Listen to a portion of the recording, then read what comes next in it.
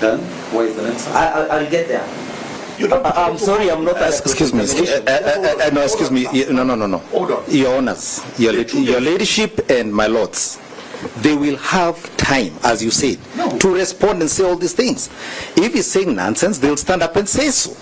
But this constant interruption is intended to derail this hearing. Let them respond when their time comes. Yes. And stop bullying people. And we abhor the condescending nature of the respondents. Yeah. Everybody here has been instructed by a client either to speak sense or nonsense. Hayo ni majibizano makali ambayo yamekuwa kwenye mahakama ya Milimani hii leo, wakati naibu wa rais amepeleka kesi kule kotini akisema kwamba majaji watatu wasiwe kwenye kusikiza kesi ya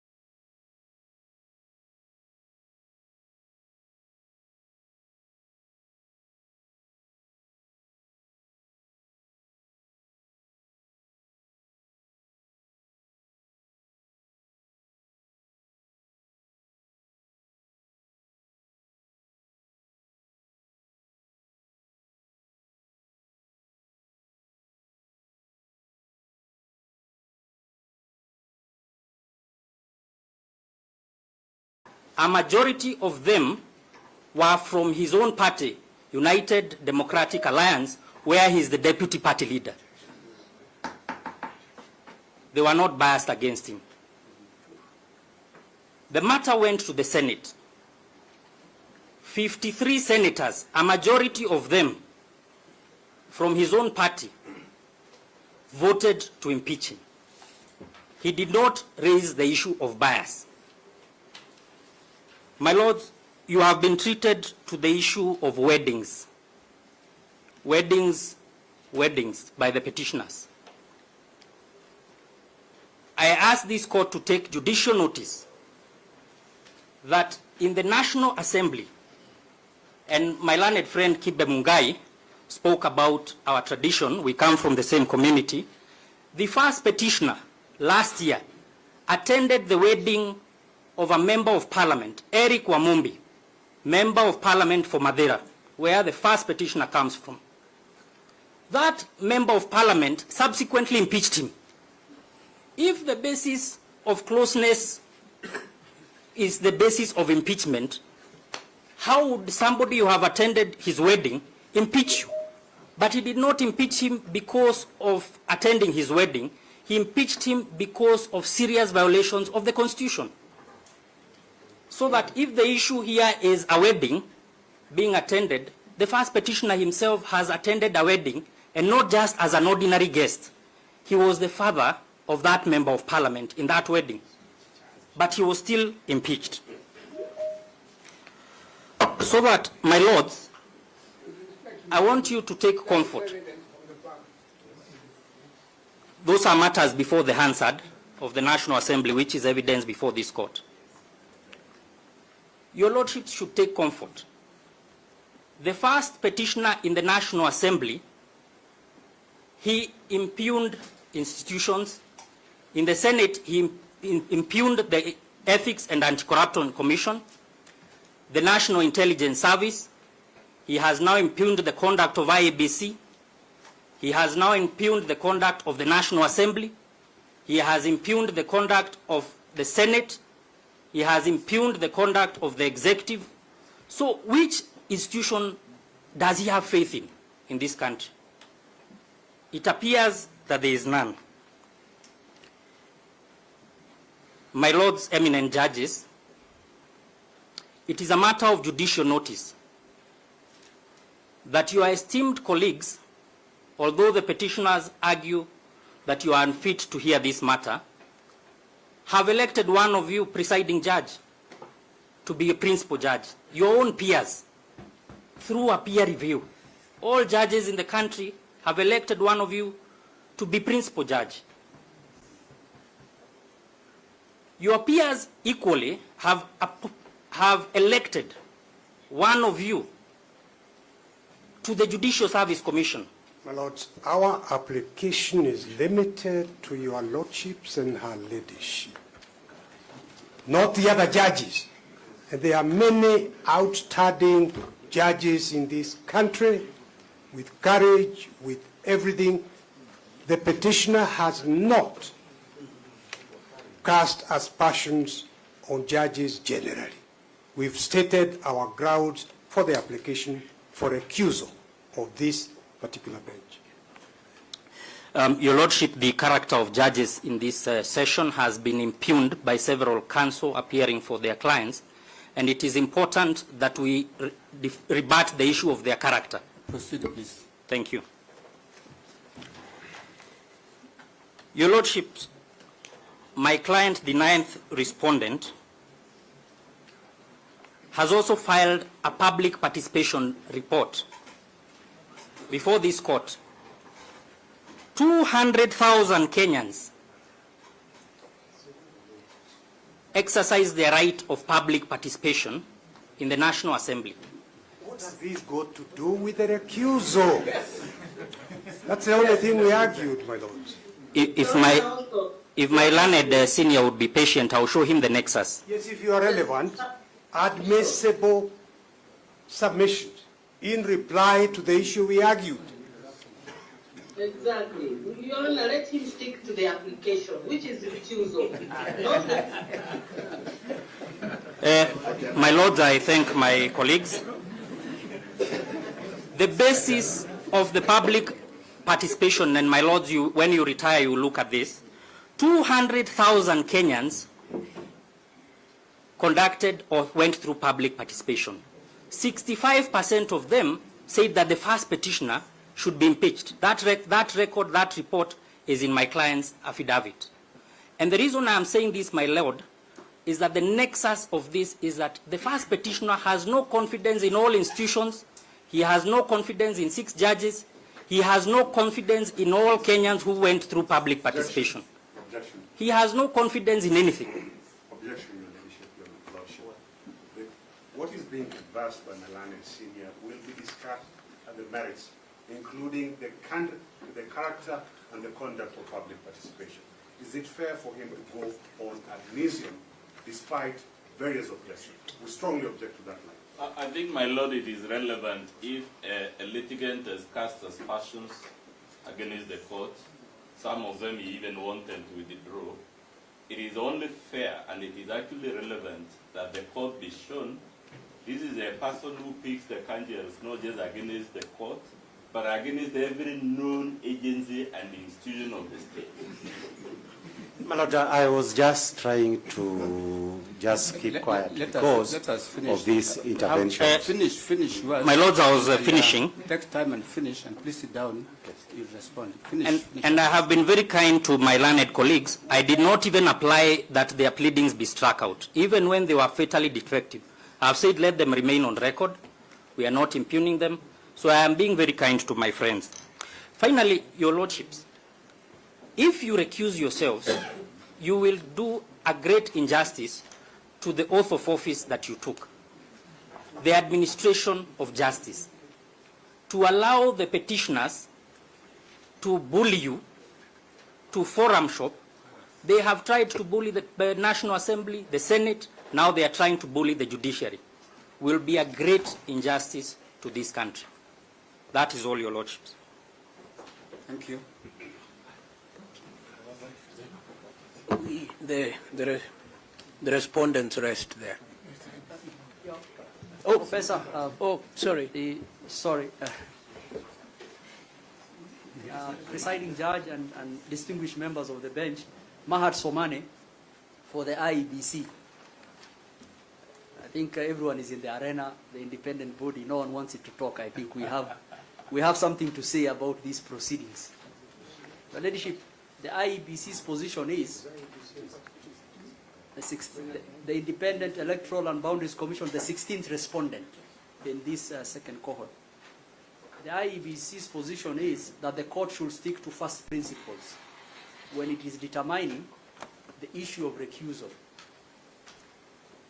We have been listening keenly to the submissions by the various parties, and our position is that the court has a three-tier constitutional doctrines that it has to satisfy itself.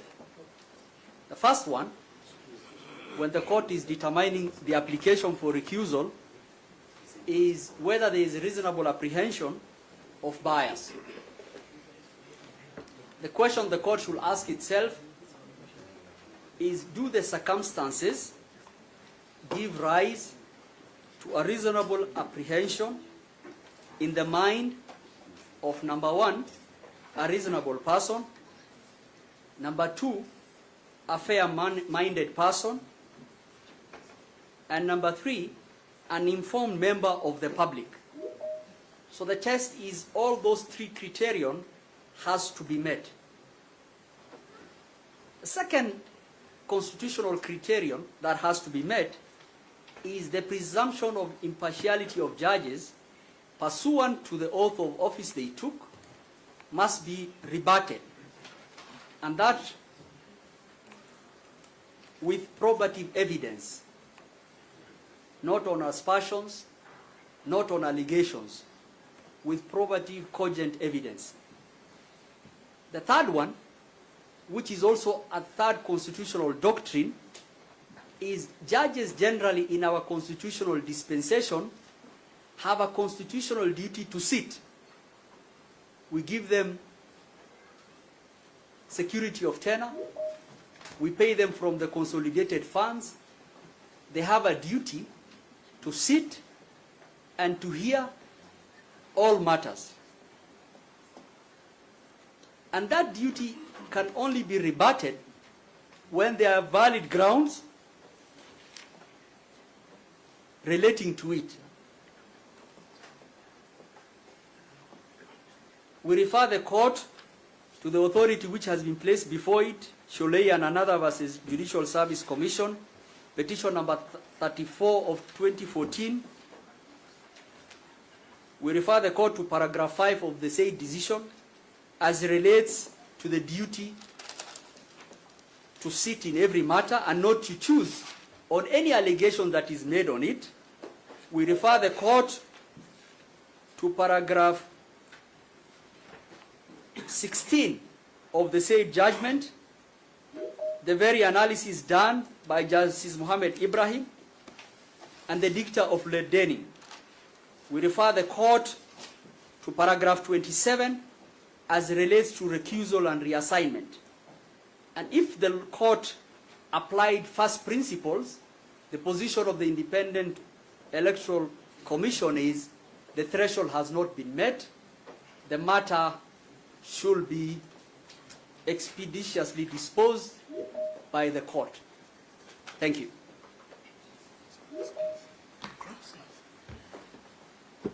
That is the respondent's case. We have nothing further to submit. Thank you. My lady and my lords, on behalf of the Law Society of Kenya, our duty is to set out what the law is, in view of the facts that are before the court. The law, insofar as recusal is concerned, can be well traced in Kenya in the decision of Rai Group Limited versus Kimeto and Associates. We have exhibited this decision in the list of authorities filed before the court. Permit me to set out what was reiterated in that decision. The real question is whether reasonable apprehension of bias was presented which would make an informed and fair-minded person seized of all the information surrounding this matter and the impartiality required of judges by their constitutional oath apprehend bias on the part of the bench. Now, what is the information surrounding this matter? Let us start with the case of Honorable Justice Freda Mugambi. The charge in respect of which recusal is sought is that she was an LLM student of Professor Kindiki Kithure. It has been demonstrated by facts which are not in dispute that the Honorable Judge was not an LLM student of Professor Kindiki Kithure in the Moi University or any university, but instead her LLM was obtained from the University of Bendigo. It was as simple as that. Issue number two, that Madam Florence Oluoch was appointed to a board by His Excellency President William Samuel Ruto. What are the facts? Madam Florence Oluoch was appointed to the board by Sultani Tuju. These, my lady and my lords, are the facts upon which information surrounding this matter are to be determined. The next authority which we rely upon is the case of Eli Valley Mines versus Lee. And the principle set out in that case is as follows. In this context, the reasonable person is not someone who is hypersensitive or unduly suspicious, but rather a well-informed, thoughtful observer who understands all the relevant facts and has examined the record and law. Now, insofar as Honorable Justice Freda Mugambi and Honorable Justice Eric Ogola is concerned, has there been demonstration on the basis of a reasonable person who has examined the record and law to demonstrate that there is bias, real or perceived? That is the question that this court must answer. What about Honorable Justice Anthony Murima?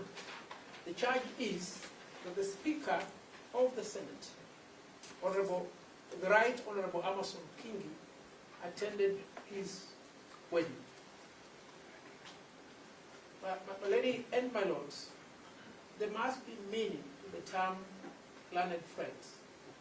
There are those who have written, including a writer by the name Jess Brailer, a book titled Lawyers and Other Reptiles. And there are those who have also written, including Feroz Norji, Practicing an Honorable Profession. Indeed, we are learned friends. A judge is first an advocate and second a judge. A judge does not reside in isolation. And if I may just say, for example, I've had a cup of tea with Justice Anthony Mrima. I've had a cup of tea with Justice Eric Ogola. I've not been fortunate enough to have a cup of tea with Justice Brenda Mugami. Well, they are my friends. But I appear before these courts, and they rule in favor or against me. It is in that context that we must examine, is the charge against Justice Anthony Mrima one based upon information in the mind of a reasonable person who has reviewed the record of the facts and the law. And if your lordships and my lady will return a negative answer so far as these questions are concerned, then you must make a decision whether to recuse yourself or to continue handling this matter. It is my humble submission, based upon what you've said, that there is considerable doubt as to whether a case has been made out to warrant recusal. We request this court to dismiss this application. I'll allow my colleague to utilize the remaining 2 of our minutes to say something.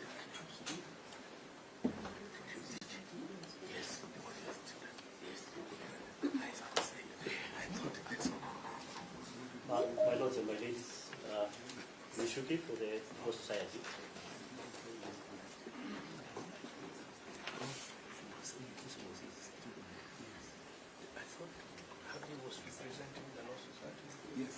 My lords and my ladies, I will start off by the submission, clarification of the submission that this application for recusal is the court being called to trial. That cannot be further from the truth. An application for recusal is in its very nature a call for the court to introspect. Given that to assume otherwise would be oxymoronic, as the court would be sitting on its own trial, which is what the recusal motion is. My lord, I move on to this duty to sit. That duty is not one that should be carried lightly. That duty flows from Article 159 and the judicial authority that is vested upon you as judges.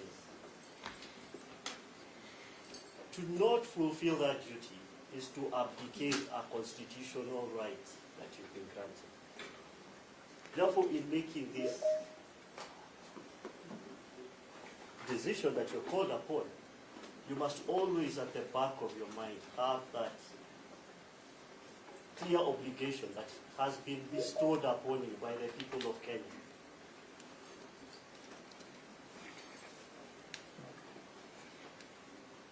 My lord, we've heard repeatedly from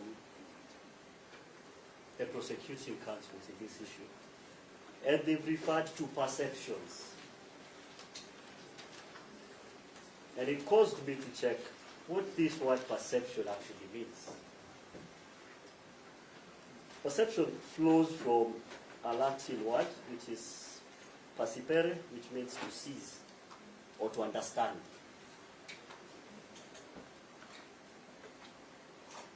And the dictionary defines this as the way in which something is regarded, understood, or interpreted. That being said, on the facts before you, could they be perceived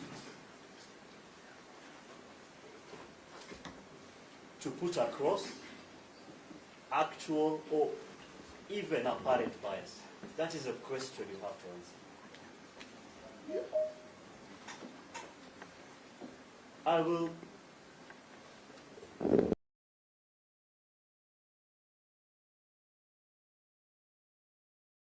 discuss briefly what has been said by my colleague, my senior, Mr. Somani, on the test that you must apply.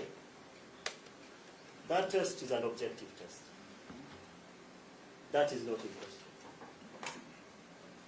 Therefore, we call it into question the fact that reliance to show the general public perception of this bench was on a tweet by my learned senior counsel Agmenasi. We urge the court not to take that direction, as it would be then turning that test not from an objective test, but subjective test, looked at from the perceptions as they are held by senior counsel Agmenasi.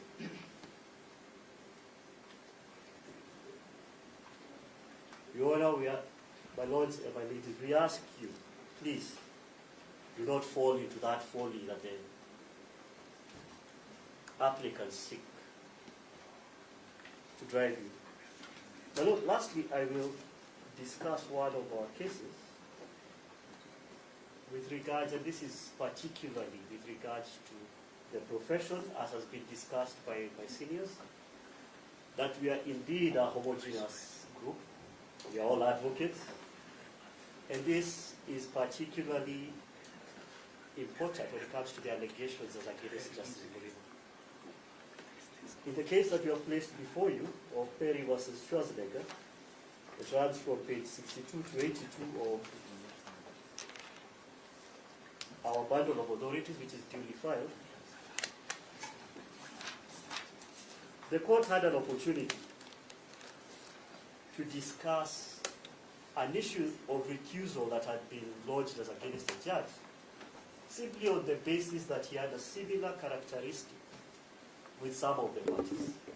In this case, the perception of bias is that Justice Mourinho is friends with His Excellency the Senator, who is a fellow learned friend. And the court said this: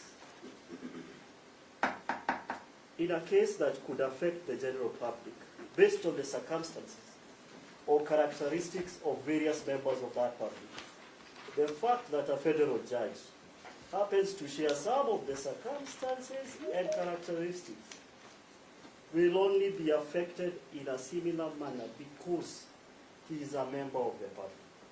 This is not a basis for disqualifying a judge. My Lord, having considered the law and the facts before you, it is readily apparent that this application has not risen up to call for your introspection with regards to empanelment in this matter. That is all. My Lord, allow me to just seek a procedural clarification that the right to reply is available only to the persons who, the advocates who filed the application, and not the parties who supported that application. We made that clarification at the beginning. Perhaps, my Lord, you could also confirm whether it is limited to matters of law. I said that we made that clarification at the beginning of the proceedings. My Lord, we could also perhaps confirm whether the reply is limited to legal issues, because if it's another bite at the cherry, we will not have the opportunity then to again come back to redo it.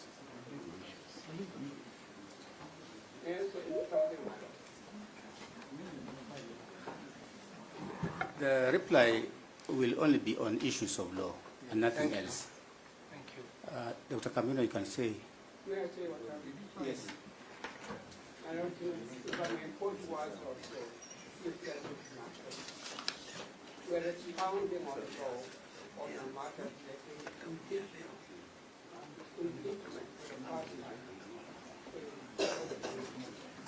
I pray that you allow us to say, you allow me to say something. I said you can proceed. Okay, yes. I'll take with that. And God bless you. Thank you very kindly. I will do part of the reply, then I'll pass over to my senior. And I'm amazed at what level the respondents have gone to misconstrue and misconceive the applicant's case. Your Lordship, in respect to the relationships that were drawn, both for the presiding judge and Justice Mrima, the charge is that of deliberate failure to disclose the relationship. That my lords, you are aware at the time of the inception of the case that Justice Mrima is closely associated to one of the parties, but he deliberately failed to disclose. Equally well, the presiding judge was well aware at the inception of the case that his spouse is greatly connected to some parties in the proceedings, but again failed to disclose. My Lord, that is new facts. I think you should new not facts, my Lord. tell which parties. You say clearly, if you can't understand what we are doing, please go to your affidavit and read the affidavit again. My Lord, and reply on matters of law. I will not allow you to misrepresent facts. You have an affidavit. And to embarrass the legal profession. Yes, Your Lordship, you have an affidavit, Mr. Ndegwa. If you can't understand what we are talking about, verbatim, read verbatim from your affidavit. Your Lordship, may I draw your attention to paragraph 74 of the judgment of the ruling in Navini. The judge says that due to the failure to so disclose on the part of the third respondent, it has led to an erosion of the confidence and the applicants have. That will be neutral when it comes to the hearing and the determination of the arbitration. That, Your Lordship, is a confidence that has been eroded. On the question, Your Lordship, on the duty to sit, the duty to sit must be accompanied by transparency and accountability to the parties appearing before a judge. Your Lordship, the duty to sit and the oath of office taken by a judge or a judicial officer must be executed in a manner that breeds confidence to the parties that appears before a judicial officer. Lordship, it's our humble submissions that confidence has been eroded. Your Lordship,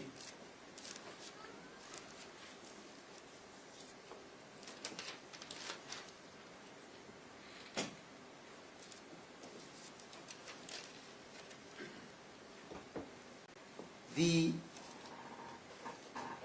arguments by Mr. Nyamondi that the parties are forum shopping. Your Lordship, this bench was constituted pursuant to Article 165, Clause 4 of the Constitution, and no petitioner herein has the capacity to direct the Chief Justice who constitutes the bench as to which judge to sit in a particular bench. There is no possibility, Your Lordship, therefore, for an argument that parties are forum shopping. At the inception of the proceedings, Your Lordship, we appeared before you and made arguments comfortably. Little did we know that we would be faced with an application of this nature due to the failure of the honorable judges to disclose those material facts. I invite Kibe to proceed.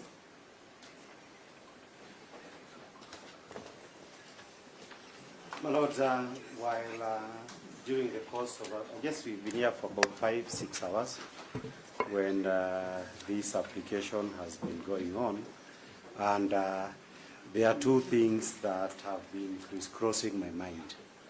My Lord, the first issue is the issues of substance and the issue of perception, the optics. What would be the optics, my Lord? The optics, my Lord, as we sit here in public view, in the glare of Kenyans, some of whom, if you use the reasonable test, are professionals, people who have studied above Form 4, probably half the populations. The other half of the population are people who are definitely below Form 4. So what's the reasonable person's test here, and what are they seeing? The first thing, my lords and my ladies, that they are seeing is that the petitioners appear to be categorical, for good or bad reasons, that they do not have confidence in the bench. And examinations of the fact may still prove that they may or may not be wrong. But the issue is, the test as far as when you read all these cases, in matters particularly that have some political angles, perceptions is everything. And perception is a big issue. So that, my lord, the issue therefore would be, shall we proceed on the basis where from the word go, the petitioners clearly have appeared to the rest of the country, they have got no confidence. With the same zeal and spirit, the respondents who are being accused for good or bad reasons are saying, we have full confidence in them. That should trouble us. Because at the end of the day, it is the coloration of whatever decision is made.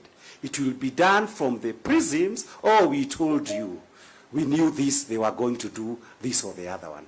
In huge cases like this, it should never be that way.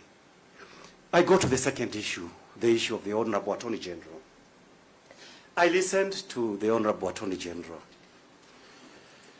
The Honorable Attorney General has made an application, one of the applications to set aside the orders. I went back to Article 156. 156, on one hand, suggests the Attorney General is the President's lawyer. There is another clause, I don't know whether it's 11 or something like that. It suggests that the Attorney General is the guardian of public interest. And you ask yourself, the Attorney General, without doubt, when it becomes to the President, he's 100% sycophantic, a President's lawyer. But my lord, when it comes, raising a new issue, that which was is the never issue. Part of the recusal application. That is not a new issue, my lord. Let me proceed. My lord, the Attorney General is the guardian of public interest. What is the public interest in a process of impeachment as you stand here today? My lord, that public interest must be the country has been treated with an imperfect, I'll not go to the details, with an imperfect impeachment process at the National Assembly and at the Senate. When it reaches towards the tail end of this process, the public will be treated to the fact that in processes that presupposed that you would take about 75 to 100 days were conducted within hours. So that the bigger questions, my lord, would be that there is a complaint that is being made, a serious one, of the right to fair hearing and human dignity. Rights that are not derogatable under the Kenyan Constitution, even during an emergency. My lord, if you are faced by an Attorney General who, pursuant to one mandate, their conscience has not been touched that there is some public interest in looking at these things a little bit from the perspective of the Deputy President and those who feel like the Deputy President, that a fair and square deal has not been granted by the processes that have taken place. Your Lordships, that should concern us. I go to the next issue, the main issue that he cannot deny, he did say. My Lord, you are being told that we are in serious danger, we are in the throes of chaos or something like that, and there is some danger. My Lord, the truth of the matter is, the time that has been prescribed, thank God, by the Constitution itself, they are far from over.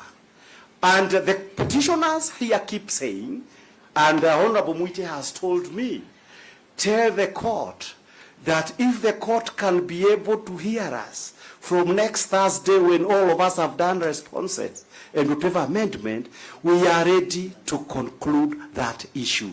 We are ready, we know the timelines. So that, my lady, the connection, therefore, of somebody saying that, oh, the only public interest here, and this is the Attorney General, is that we must swear by hook or crook before the petition has been heard. That also should be a matter of grave concern. Sure, because there was never a submission like that, and I think counsel must have some respect for the truth. Nobody said anybody must be sworn by hook or crook. Please let's respect the truth.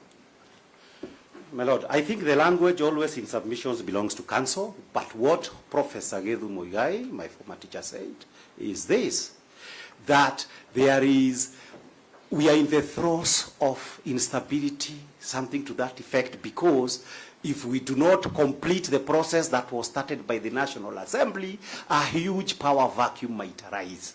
And that it is why, when I use hook or crook, it is why the only obsession that we hear, oh, it's conservatory order taking out. That is the context. My Lord, I go to the next issue. Who is this who made the oath of office of Professor Ojenda? My Lord, there was the question of CTS.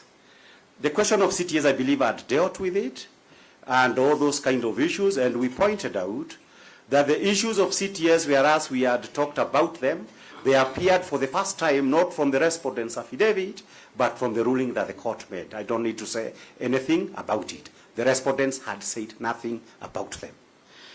My Lord, to Professor Ojenda, there is a question of... no,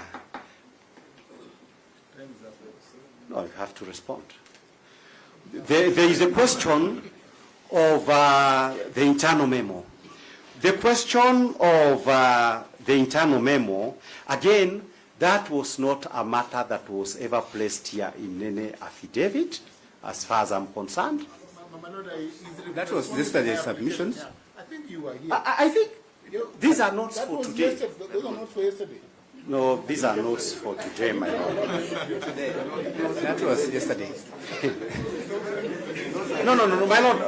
If they have a date and I had a different notebook, but they would get uncomfortable. Let me pass that.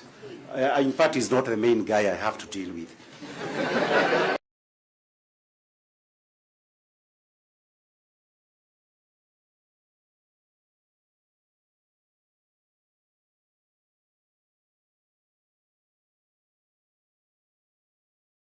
About all these issues, he talked about the internal memo.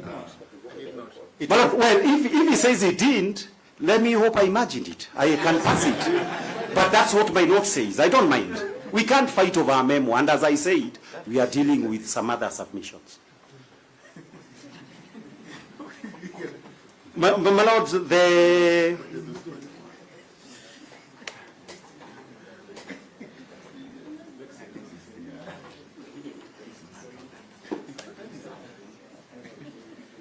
My Lord, there is a question of Mr. Nyamodi.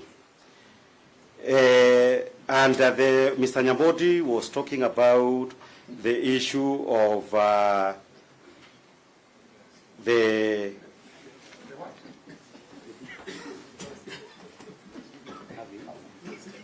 My Lord is trying to have just sit down.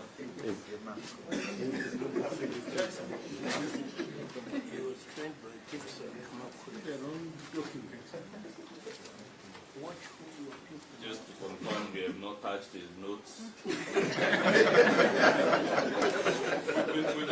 Allow me to remind him what I said.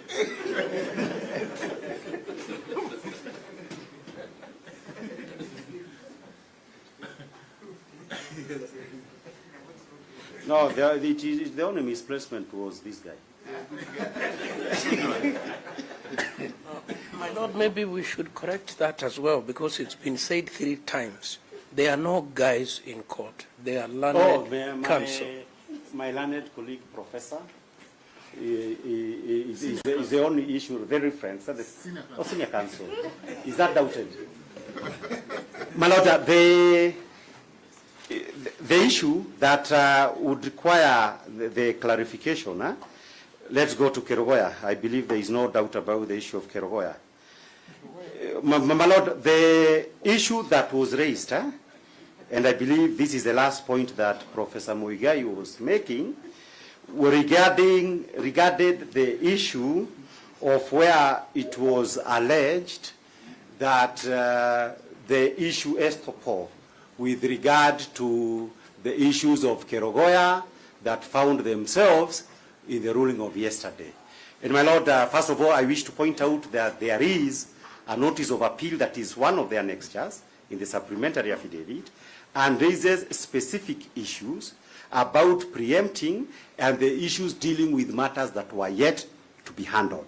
I need to clarify that is one of the issues when it talks about the issues of res judicata. And when it comes also to the issues of res judicata, it is important, my Lord, that it is pointed out what was the subject matter of yesterday's application. It was the interpretation and application of Article 165(4) of the Constitution in relations to the powers of the Deputy Chief Justice. The said ruling, anything else that may have been said that was outside that is direct issue that was before the court, that was not an issue for that ruling. And therefore, dealing with matters that are outside there and you are be told the ruling has dealt with those matters which it ought not to have dealt with, so it has become res judicata. It cannot become res judicata in our submission.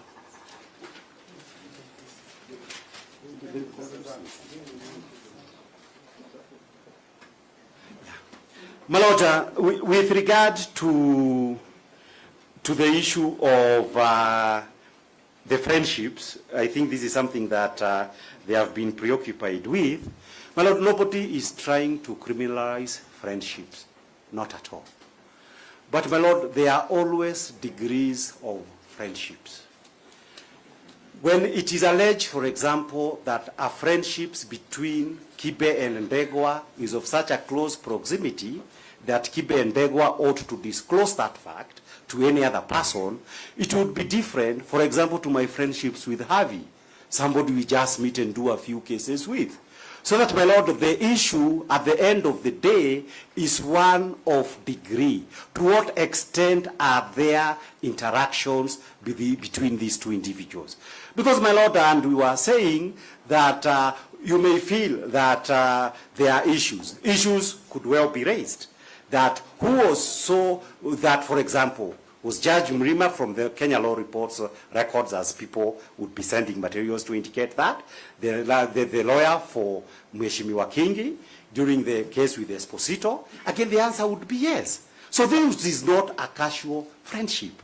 It is a friendship that is over. There have been had client-lawyer relationship, other personal relationships are all there. So that, my Lord, you cannot be able. Now, how do we respond to that? Mr. Kibe. Yes, my Lord. I had intended to restrain myself.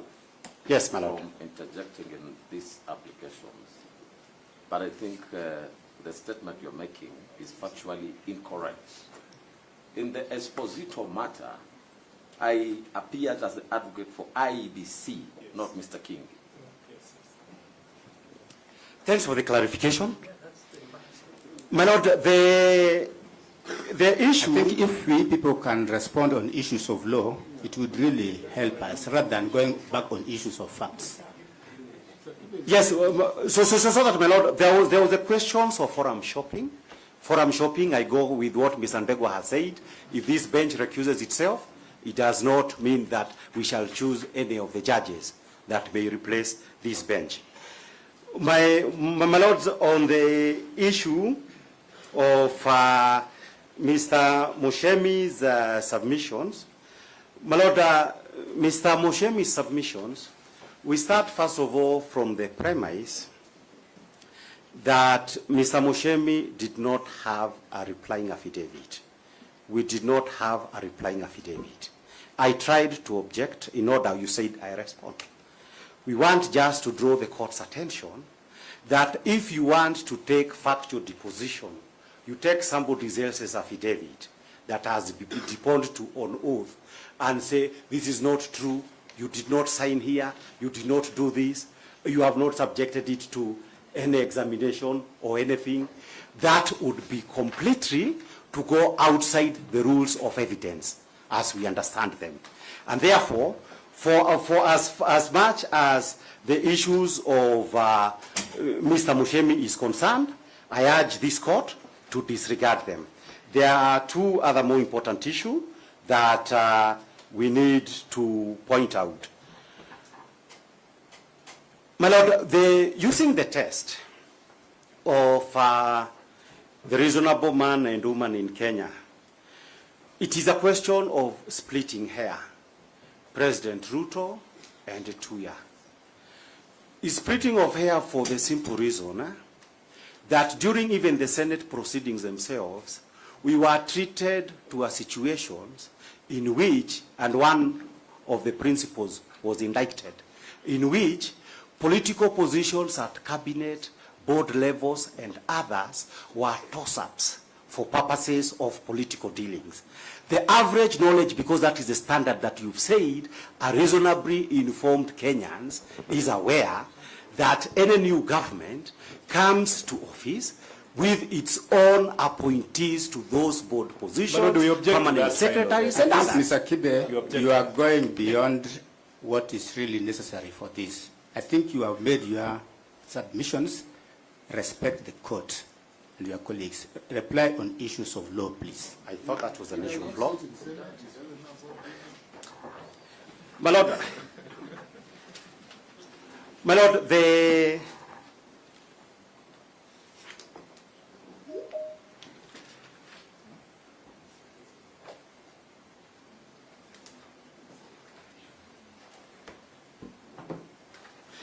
I finish with the question that was raised by the one without an affidavit by Michael Mushemi. The issue of Mr. Michael Mushemi, where you are told that for purposes of gauging bias, you should be able to look at the MP for Madeira, who did not, who voted against the deputy president, although he was his father or something in the wedding.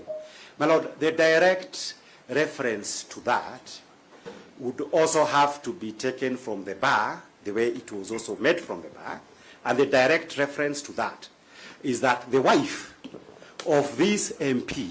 My Lord, that's a question of fact. Yes, it was also the same question of fact. Let him reply to the point of law, my Lord. We should understand what we mean by matters of fact. Questions of when, who, where, what happened, who did this, who did that. Those are all matters of fact. My Lord, the only exception, and we said, when we tried to stop, to stand to say that Mushemi is dealing with those issues, you told me, my Lord, you will respond. So I asked that I respond to that issue. That's the last issue. And the response is this, that the wife of that Madeira MP is also on record as having said that I voted against the DP Gachagua because he insulted us and said our wedding will not last. It had nothing to do with impeachment. So that we cannot ignore that is what he said, and it is on public record. So that, my Lord, the long and short of it, so that, my Lord, the long and short of it. Mr. Kibe, yes. How do I record that? No, my Lord, the way you recorded, I think I saw a record from the other side. What you are saying? Yes. Do I record it? Well, I don't know who recorded, but he was allowed to say in open court that even his own MP voted against him. So to be able to demonstrate whatever point he was making. And I'm also saying that from the bar, let it also be made clear that the wife to the she's also an honorable MP, said, I voted because the DP said that that marriage was not going to last. Not on impeachment. So that, my Lord, the long and short of it, because we've had a long evening, is that I beseech this. I suppose the marriage still subsists, right? it still subsists. And we also hope, my Lord, that when we are that when we are hard with this petition, the tenure of the DP could proceed. So that, my Lord, the last point that we need to make is that there is somebody, I guess, who is a doctor, and something that Dr. Camino has said, a moment of introspection. This moment of introspection is important. Because for you, my Lord, the issue at the end of the day would remain that an important case is up for determination. Besides the information that is here, if your councils were to show what is it that other things that are coming up in the course of the proceedings, that questions of perception is such a huge issue, my Lord, that if you are to apply the old rule that you are being told to apply, that you have a duty to sit, anybody who does not come with a smoking gun, disregard it and sit nevertheless. My Lord, that would defeat the meaning of let justice be done and be seen to be done. But more importantly, it would also affect my reading of chapter 6, the one that would be said that if there is somebody questioning, like the DP, he has written a complaint, it may be right, it may not be right. And it may be upheld, it might not be upheld. But my Lord, the question is, as we await for that day, should any appeal or anything that results from this case relates to the issue that related to the conduct of the judges, or we deal with the issue of the moment? My Lord, with those submissions, I urge you respectfully, weighty as an enormity of having to argue this application, hold as we have tried to convince you, there are more than reasonable grounds that in existence, that there would be something wrong if one were to say, I will disregard all these issues or technicalities and proceed anyway. I thank you very much, Your Lordships. Evans, oh, sorry. My Lord, Evans, there is an authority. I've been under a lot of pressure that he needed to say something about it. And it's part of me. What will be, how will others respond to the authority? No, he's answering the authorities that were used, cited. My Lord, just note that he has no right of reply. No, I'm leaving. We're in the same team. In the same team. My good friend, Mr. Wanyama. Yes, he's actually filed the application, not me. Thank you to the court. I am fully aware of the long day that it has been, and we don't take it for granted. Thank you very much. I want to respond to the following issues of law.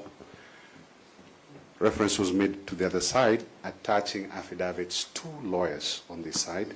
Affidavits belong to the deponents, the Statutory Oaths and Declarations Act. Conservatory orders are constitutional orders. They are aimed at protecting the substratum of the case. It cannot be weaponized against this side. Third, the diary case. What should concern this court is the pertinent fact and the act that recusal happened, and what the Supreme Court said about that recusal. That's all what this court is supposed to consider. My good friend, my senior, Mr. Nyamodi, urged the court to ignore certain electronic material that was presented for the lack of a certificate as required by Section 106. I'll urge the court to take cognizance, number one, of the short timelines, the reflex within which advocates were required to make the returns. In any case, we will endeavor to file the certificate. In any case, I want this court to be persuaded by the decision in BBI that formal rigidities should not supervene, especially in a constitutional context, bearing in mind the exigencies and the demand. Because under the Mutunga rules, we can even submit here on non-epistolary basis. Finally, and as I sit to this good court, and we respect each and every of the judges and our colleagues on the other side, 4 things belong to a judge: listen courteously, answer wisely, consider soberly, and decide impartially. Those are the words of Socrates. Thank you, Your Ladyship, Your Lordships. Are you withdrawing the application?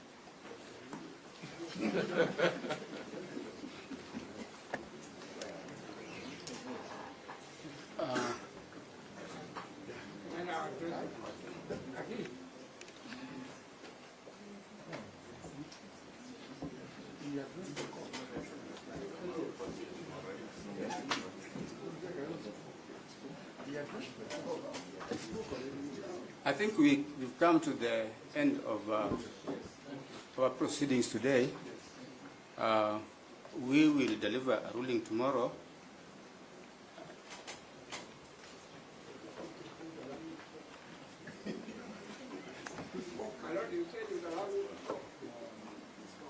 Dr. Kamuna, the problem is I don't know whether you are talking as a respondent because you had spoken earlier. Is there something else you want to add?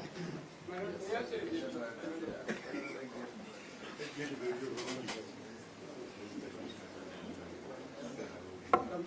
matter we're dealing with is under Article 145 and Article 150. We need to approach this matter very closely, not to be tied by rules of practice, theopoliticity, or what I call it. We are dealing with a delicate matter. That is the security of the country. And if I may say so, I'm going to say so to honor, with tremendous respect. You need the best people mind and the best experienced people to address your issues. It would be wrong to stop you from addressing your issues. It's the first time we are having a much proceed. Oh, thank you very much. Thank you very much. Thank you very much. My Lord, my own, that you are take most of the whole thing. People just say that. We respect our ethics. I respect our ethics. I have been very privileged in my entire life. I was spent it saying, yes, please, Your Honor, may it please Your Lordship. I've interacted with judges, both at my home, eaten with them, they have invited me to their homes, and so on.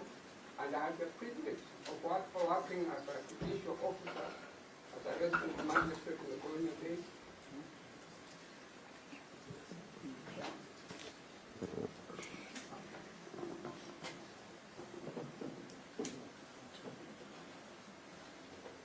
And I had the privilege, rare privilege, of even marrying from judiciary.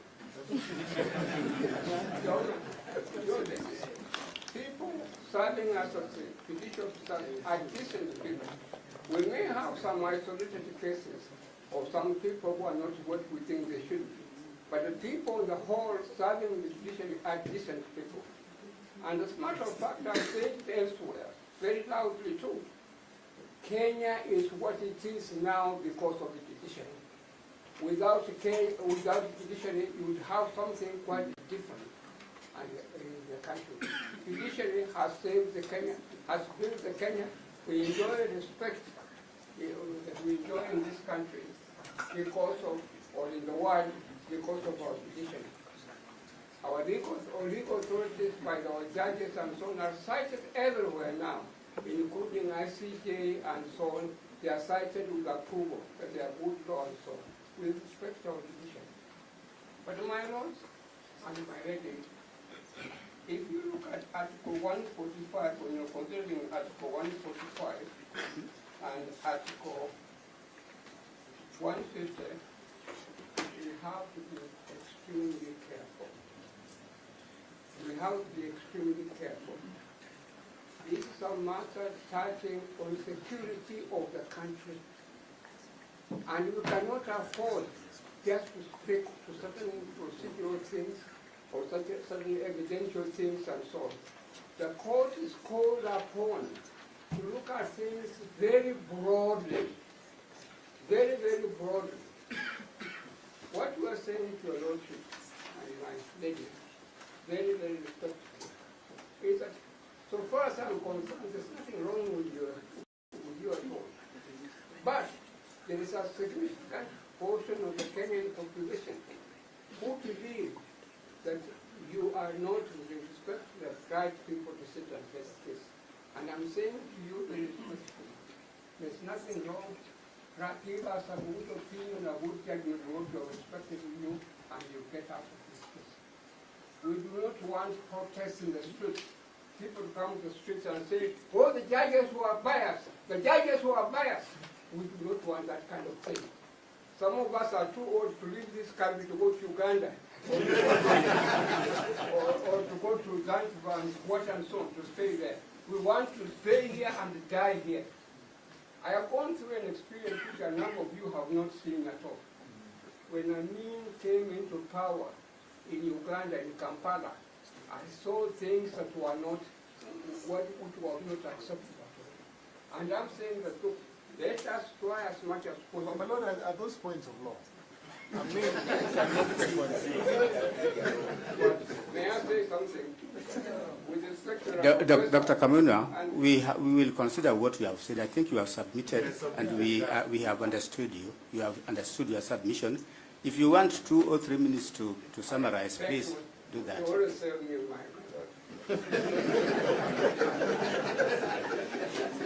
and also, the professor talked about law. Let me now give him law, which I don't think he knows.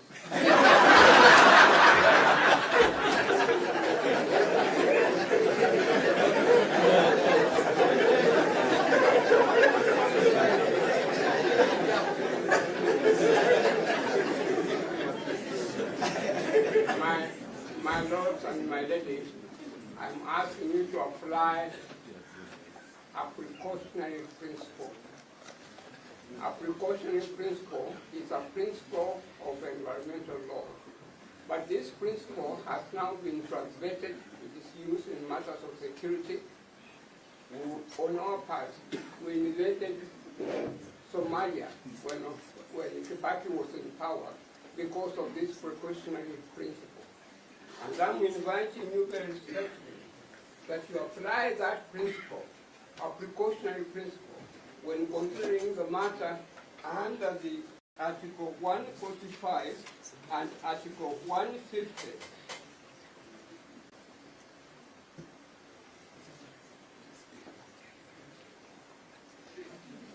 Under Article 145 and Article 150, having in mind the security of the country, so that we do not have protests in the streets of Nairobi, which will destabilize the country and which will put all of us in an embarrassing position. Your Honor, with respect, I'm asking you again, apply that precautionary principle. And when we ask you to get out of this case, we are applying that precautionary principle that we do not want certain evil people in the streets of Nairobi shouting, Hatujapata justice. that is a threat. Thank you very much. That is a threat. That's what? It's a threat. Don't threaten us. What precautionary principle is not a threat?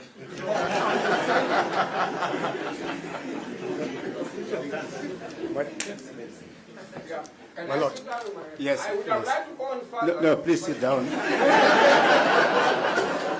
may I say with tremendous respect, my lord, may I say with tremendous respect, I'm very well read. Thank you. My lords, your leadership, there's one urgent issue that I would like to draw the attention of this honorable court to before the court rises. My lord, in petition 565, there were conservatory orders granted by your brother, Mr. Justice Chacha Mwita, on the 18th of October. But they expire today at midnight.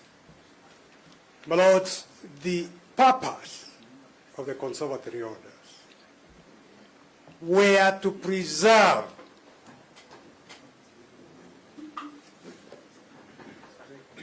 the purpose of the conservatory orders were to preserve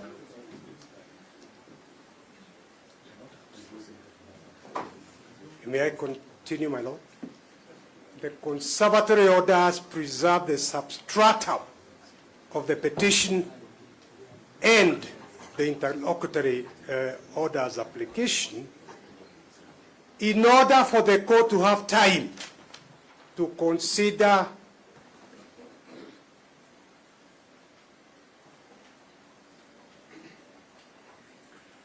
Yes, please. my Lord, You're listening. I was waiting for my Lord Murima, not Mulema, to preserve the substratum, to accord the court time to hear submissions on the weighty issues of law of the Constitution. So my plea is that you extend those orders because they were to expire tonight.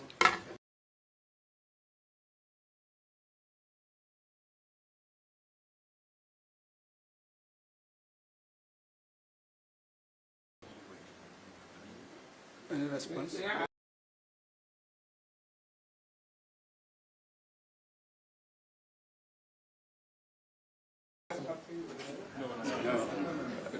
Can we get one response only? Just one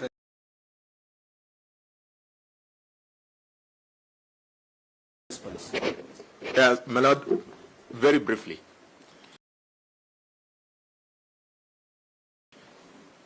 In relation to the question of a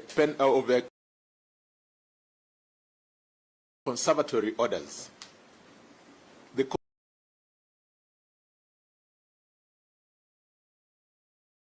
will remember that we also filed an application under certificate of urgency on the question of conservatory orders.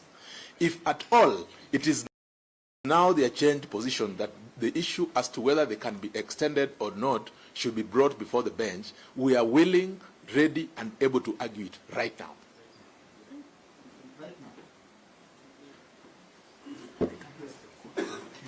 Well, these are orders that have been granted. They were enforced. There is nothing to argue. We have not come to the applications. In fact, there are another 2 applications for conservatory orders. And I assume that the application by the Attorney General, the Senate, and by the National Assembly for the discharge of the conservatory orders, you'll be here together with these other 2 applications. No. I am addressing the court, not the bar. My lords, if this court is bad for something, it is bad for everything. Until you have ruled on your own suitability to hear the matter, you cannot address any substance. You are right, Professor Githu. We meet you tomorrow at 1 p.m. for the ruling. Thank you. They done their own work.